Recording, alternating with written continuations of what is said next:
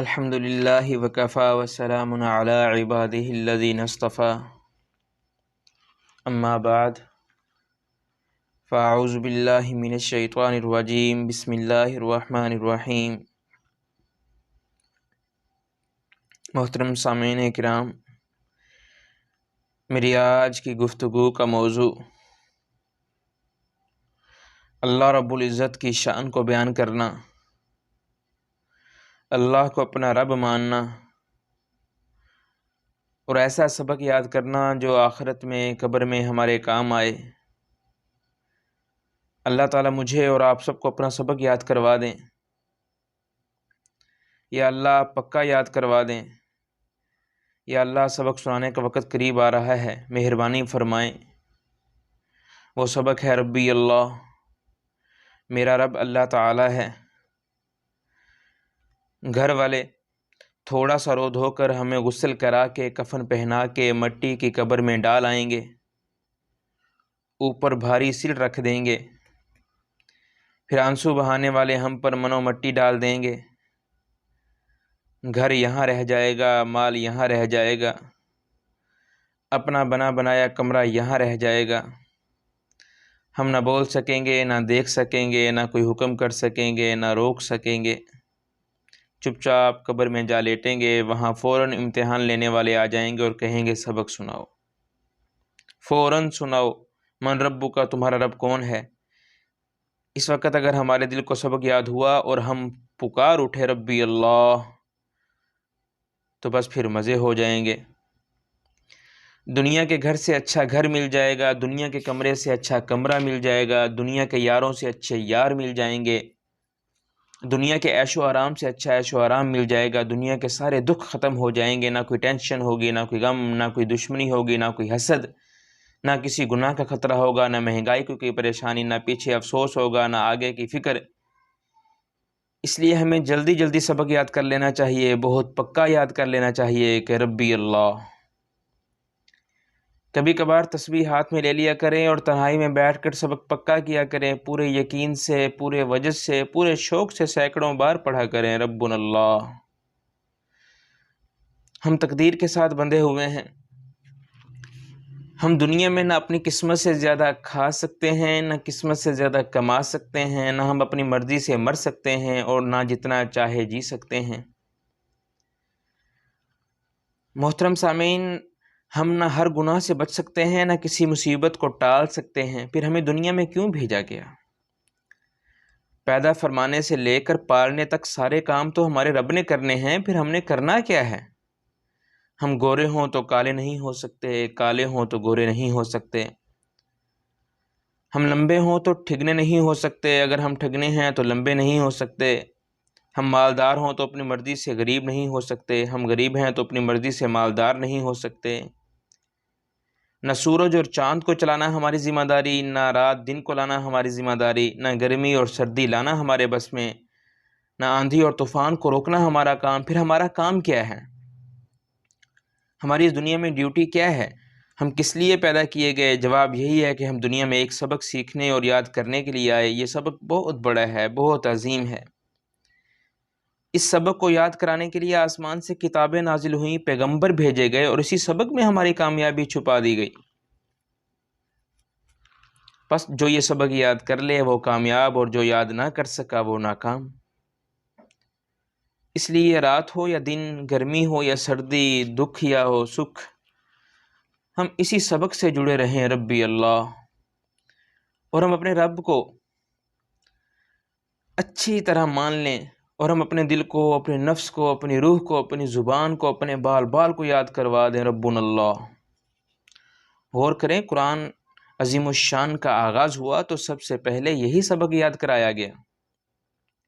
قرآن مجید کی پہلی آیت الحمدللہ رب العالمین، اللہ تعالیٰ ہی رب ہے، میرا بھی وہی رب، اور سارے جہان کا بھی وہی رب، ہر مخلوق کا وہی رب، ہر چیز کا وہی رب۔ الحمدللہ رب العالمین۔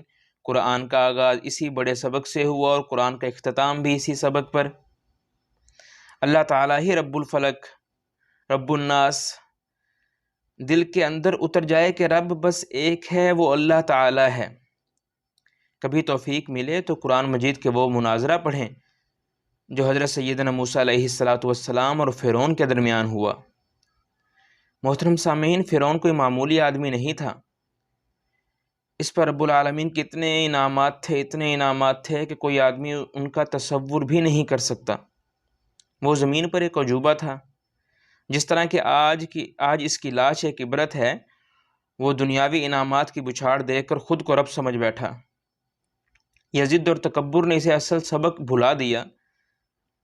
تب حضرت موسیٰ علیہ السلام نے اس کا دماغ درست فرمایا، اے فرعون، دنیا بس وہی نہیں جہاں تم بیٹھے ہو، یہاں تو بڑے بڑے آسمان ہیں، زمین کے نیچے زمینیں ہیں، مشرق کے بعد مشرقیں اور مغرب کے بعد مغارب۔ اے فرعون، اپنی ذات اور ماحول کے خول سے نکل کر دیکھو، آسمانوں کو کون چلا رہا ہے اور زمینوں کو کون چلا رہا ہے، سورج کو کون ہکا رہا ہے اور چاند کو کون چلا رہا ہے، مشارق کس کے قبضے میں ہیں اور مغارب کس کے قبضے قدرت میں ہیں۔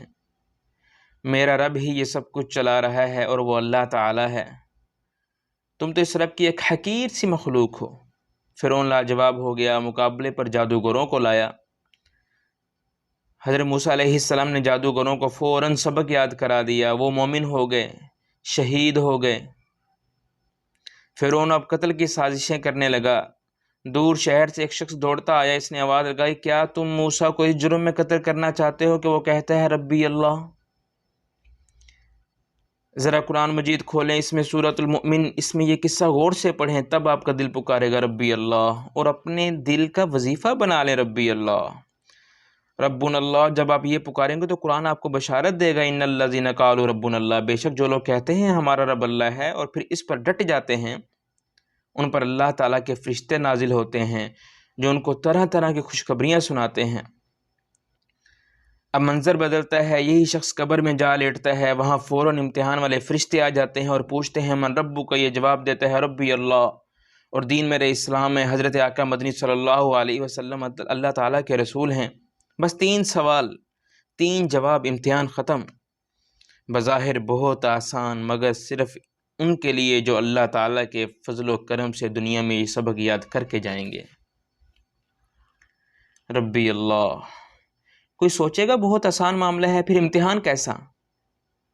جواب یہ کہ امتحان ہے، امتحان بڑا سخت امتحان، دنیا کا ہر فتنہ، دنیا کی ہر رنگینی، دنیا کا ہر دکھ، دنیا کا ہر گمراہ بس یہی سبق ہمارے دل سے مٹانے کی کوشش میں لگا ہے۔ زبان سے تو سب کہتے ہیں کہ ربنا اللہ، مگر دل کس کس کا یہ کہتا ہے، یہ بڑا مشکل سوال ہے۔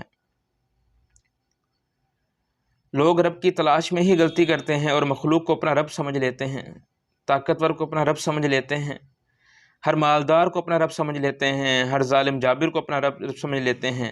جہاد کیوں آیا؟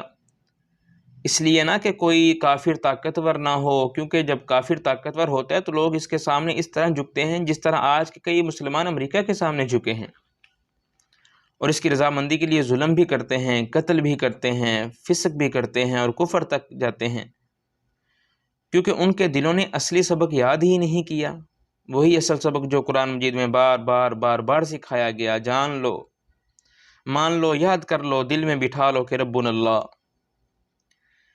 حضرت آقا مدنی محمد صلی اللہ علیہ وسلم نے خوشخبری سنائی، بہت دلکش اور عظیم خوشخبری۔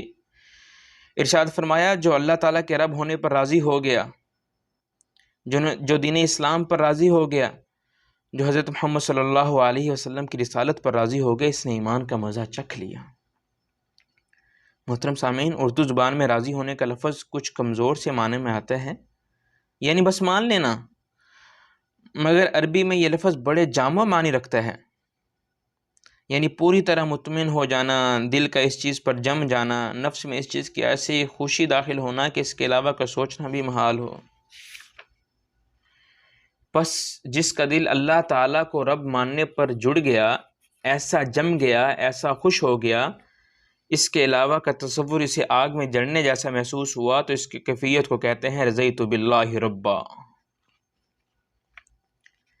ساری دنیا کے عیش بھی کسی کو اللہ تعالیٰ سے نہ توڑ سکے، ساری دنیا کا خوف بھی کسی کو اللہ تعالیٰ سے نہ توڑ سکے، ساری دنیا کا ظلم بھی کسی کو اللہ تعالیٰ سے نہ توڑ سکے، ساری دنیا کے غم بھی کسی کو اللہ تعالیٰ سے نہ توڑ سکیں، ساری دنیا کی بیماریاں بھی کسی کو اللہ تعالیٰ سے نہ توڑ سکیں، ساری دنیا کی تنہائیاں بھی کسی کو اللہ تعالیٰ سے نہ توڑ سکیں، ساری دنیا کی مایوسیاں بھی کسی کو اللہ تعالیٰ سے نہ توڑ سکیں، تو یہ وہ شخص جو اللہ تعالیٰ کو رب ماننے پر راضی ہے، اسے اپنا سبق یاد ہے، ربی اللہ۔ باتیں تو بہت ہیں، یہ موضوع بہت مفصل ہے، یہ سبق بڑا اہم ہے، مگر لمبی بات نہ لوگ سمجھتے ہیں نہ پڑھتے ہیں، اس لیے مختصر کرتے ہیں۔ رب کا معنی معبود، رب کا معنی مالک، رب کا معنی حاکم، رب کا معنی پیدا کرنے والا، رب کا معنی پالنے والا، رب کا معنی مارنے والا، یعنی ایک جہاں سے دوسرے جہاں منتقل فرمانے والا، رب کا معنی کام بنانے والا، کام چلانے والا، تدبیر فرمانے والا، تقدیر بنانے والا، رب کا معنی وہ جس کا حکم مانا جائے۔ حقیقی رب صرف ایک ہے، میرا رب، آپ سب کا رب، ہر مخلوق کا رب صرف اللہ تعالی ہے۔ ہمیں جو کچھ مل رہا ہے اپنے رب سے مل رہا ہے، ہمیں جو کچھ ملے اپنے رب سے ملے گا۔ ہم زندہ ہیں رب کے لیے، ہم مر کر لوٹیں گے اپنے رب کے پاس۔